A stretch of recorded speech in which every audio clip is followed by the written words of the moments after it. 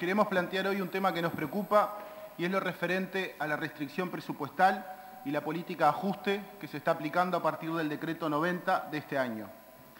Y lo que llama la atención, señora Presidenta, fue la falta de flexibilidad en la aplicación de este decreto, que siendo anterior a la llegada del COVID-19 al país, el Gobierno no realizó ninguna revisión, dada que estamos viviendo la mayor crisis sanitaria de la época reciente.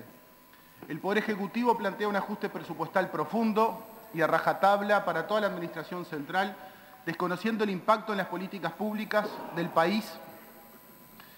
Y nos preocupa también tanto la magnitud del ajuste como su ámbito de aplicación.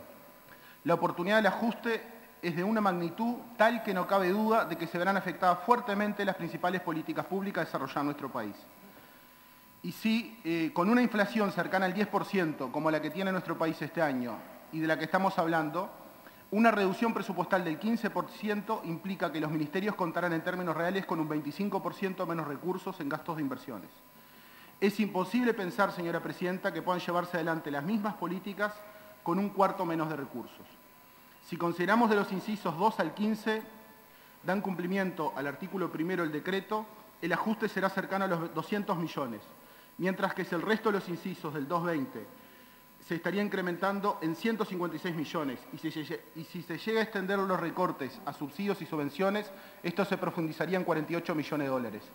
Cuando hablamos de subsidios y subvenciones estamos hablando de la ANI, del PDCIVA, de INEFOP, entre otros. Entonces, señora Presidenta, estamos hablando de un ajuste que superará los 400 millones de dólares. Se está considerando de la misma manera todos los incisos y dos grandes componentes del gasto público, como son los gastos y las inversiones, que bien sabemos que tienen comportamientos bien diferentes. La cobertura de este profundo ajuste incluye desde el Ministerio de Salud Pública, responsable del Contralor del Sistema de Salud, hasta el Ministerio de Desarrollo Social, que es el responsable de las políticas sociales. Hace pocos días el Ministerio de Vivienda nos contestó un pedido de informes.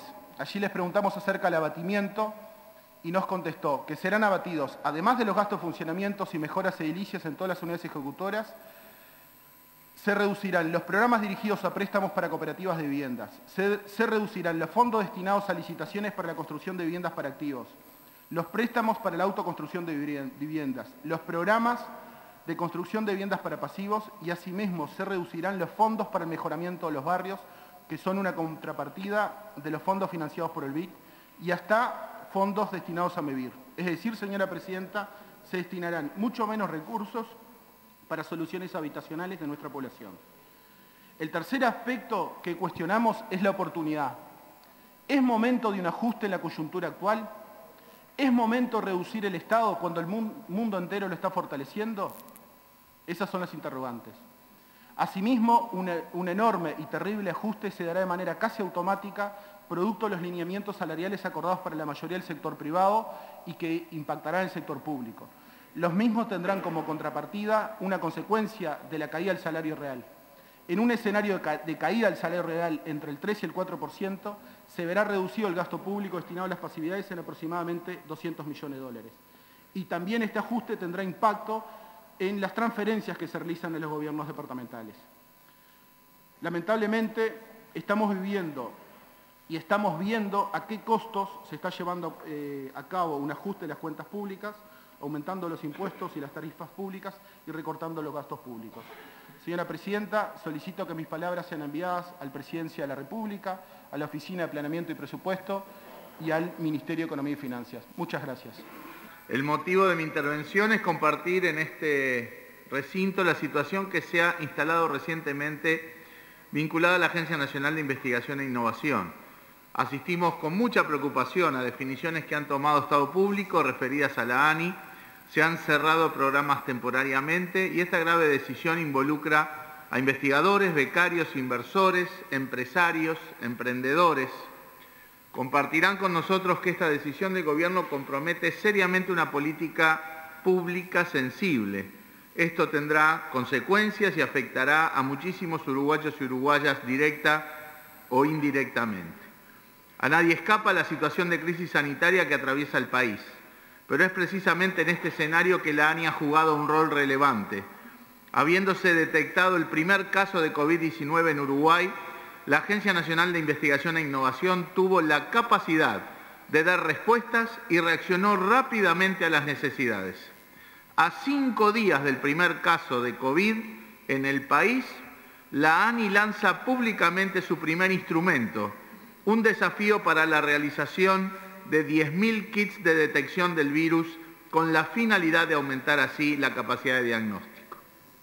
El rol de la ANI en este caso no ha sido solo de institución financiadora de proyectos, sino que fue capaz de articular y vincular las capacidades científicas de la academia con el conocimiento del sector productivo para convertirlos en kits de diagnóstico que se pudieran producir a escala e incluyendo al Gobierno a través de la participación del Ministerio de Salud Pública.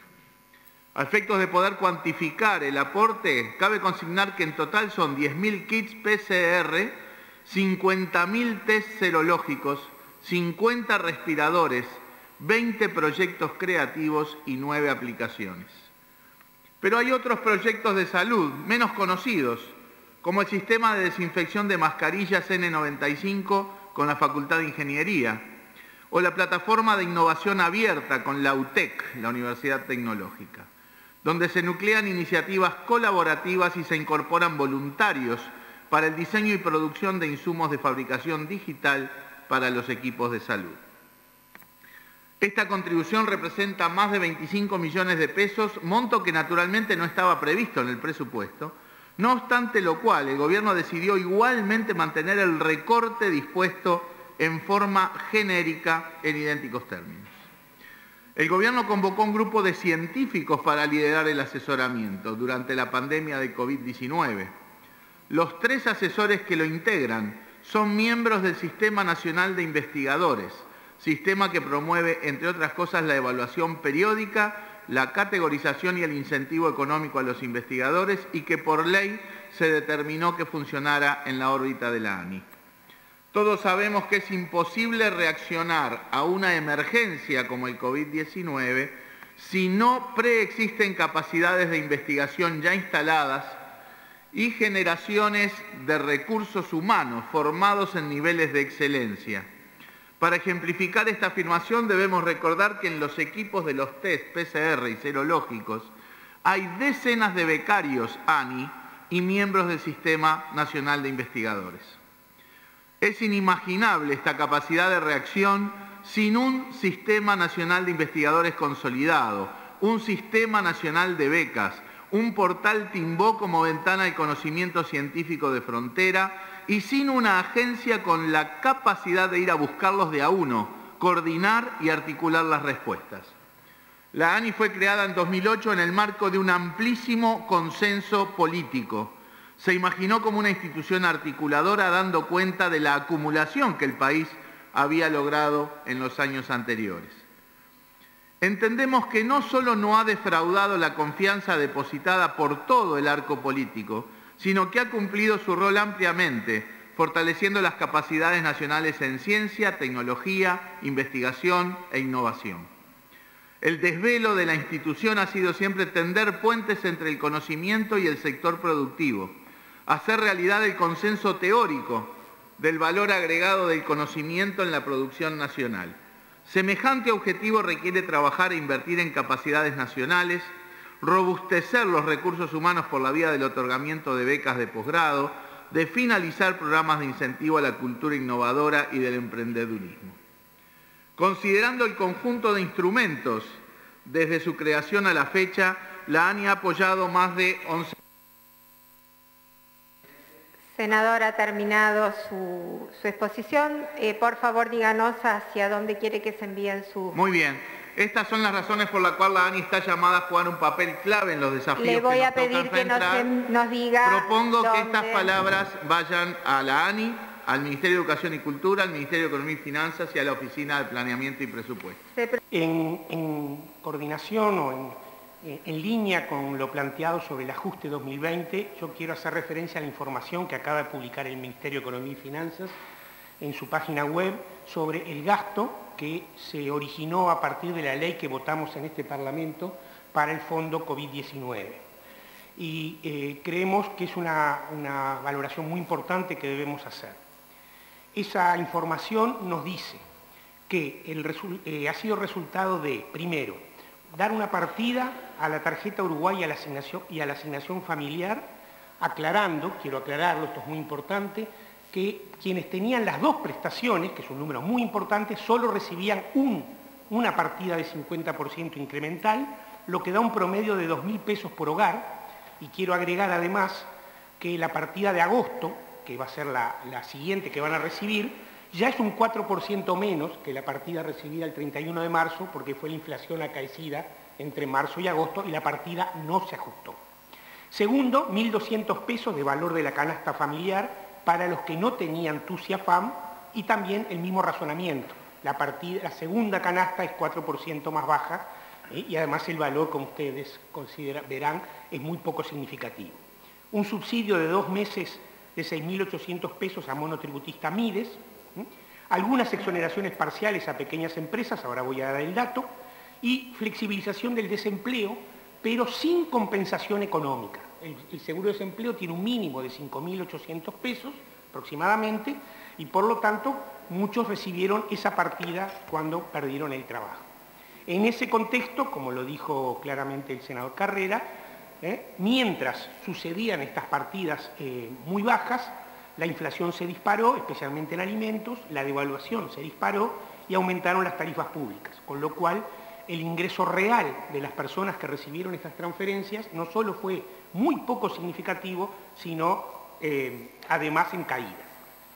¿Cuál fue el resultado de esto? Bueno, el cuadro que presenta el MEF, yo lo resumí acá, nos dice que entre marzo y junio, es decir, en 4 meses, el gasto total, incluido el gasto efectivo y la renuncia fiscal, que es una forma de gasto como todos sabemos, fueron 250 millones de dólares, 0.468 del Producto Bruto Interno en 4 meses acumulado. Es decir, una cifra que, como CEPAL lo ha mostrado ya en informes que hemos analizado aquí mismo incluso, es la más baja de toda América Latina, compartiendo este puesto con República Dominicana. Y si analizamos el interior de esos 250 millones, veremos que al Mides, para tarjetas y asignación familiar, le correspondieron 30 millones de dólares. Esto es menos que el refuerzo presupuestal que recibió Mides el año anterior. Es decir, se está compensando a Mides en un momento de la pandemia por menos valor del que tenían originalmente. Las asignaciones familiares fueron otros 30, los seguros de paro aproximadamente unos 125 millones de dólares y una renuncia fiscal del orden de los 110 millones de dólares. Esto lo que nos muestra entonces es que la política respecto a la pandemia ha sido absolutamente insuficiente. En 4 meses, repito, no llega al 0,5% del PBI y se combina, porque esto es para los sectores de mayor precariedad, con una política salarial donde el salario real está cayendo de manera importante y va a caer a fin de año, según nuestras estimaciones, entre 3 y 5%, y volverá a caer en el 21, dado el convenio impuesto, digamos, en la negociación colectiva, con un aumento del desempleo, con una caída de los seguros de desempleo entre agosto y septiembre. Situación muy complicada, y esto es lo que queríamos exponer. Quiero que mis palabras puedan ir al Ministerio de Economía y Finanzas, al Ministerio de Trabajo y Seguridad Social, al Ministerio de Desarrollo Social y a la Oficina de Planeamiento y Presupuesto.